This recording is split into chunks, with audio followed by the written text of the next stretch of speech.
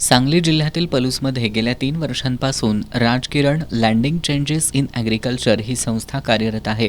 पूर्वी ही संस्था हातकणंगले तालुक्यातील केणी इथं होती। या संस्थेत कोल्हापूर, सांगली, सातारा आणि रत्नागिरी जिल्ह्यातील गोरगरिबांनी 1100 रुपयांपासून ते 10 लाख रुपयांपर्यंत गुंतवणूक केली आहे।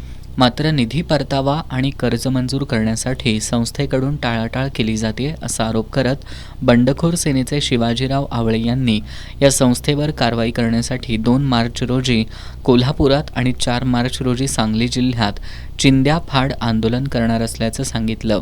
Rajkiran Nidhi landing changes in agriculture services या संस्थेच्या माध्यमातून अनेक लोकांनी अगदी 1100 रुपयेपासून ते 10 लाखापर्यंतची गुंतवणूक या संस्थेमध्ये केलेली आहे।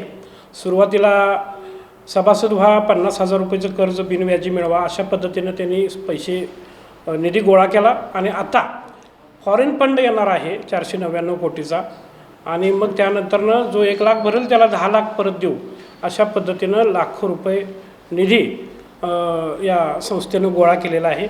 आणि म्हणून आम्ही गेल्या 17 फेब्रुवारी रोजी फॉरेन फंड येण्याच्या दृष्टिकोनातून काय काय आवश्यक गोष्टी असतात जे त्याची मागणी 14 प्रकारच्या पेपरची मागणी आम्ही या ठिकाणी संस्थेकडे केली। मात्र अद्याप 11 दिवस उलटून गेले तरी कोणताही एकही कागद त्यांनी आम्हाला दिलेला नाही आणि म्हणून आम्ही बंडखोर सेना पक्षाच्या वतीने 2 मार्च रोजी जिल्हाधिकारी कार्यालयासमोर या ठिकाणी चिंद्याफाड आंदोलन करणार आहे। तर 4 मार्चला सांगलीच्या जिल्हाधिकारी कार्यालयासमोर चिंद्याफाड आंदोलन करणार आहेत आणि या माध्यमातून योग्य त्या मागण्या प्रशासनाने याची दखल घ्यावी, या संस्थेची पूर्ण चौकशी करावी आणि परदेशी निधी खरोखर आला आहे का आणि आला नसेल तर मग या लोकांचे पैसे परत मिळावे यासाठी आम्ही हे आंदोलनाची भूमिका या निमित्तानं घेतलेली आहे। याच्या माध्यमातून लोकांना पैसे परत मिळावे ही आमची बंडखोर सेना पक्षाची भूमिका आहे। पत्रकार परिषदेला बंडखोर सेना पक्षाचे कोल्हापूर जिल्हाध्यक्ष आलेश नांगरे, हातकणंगले तालुका अध्यक्ष सुरेश आवळे,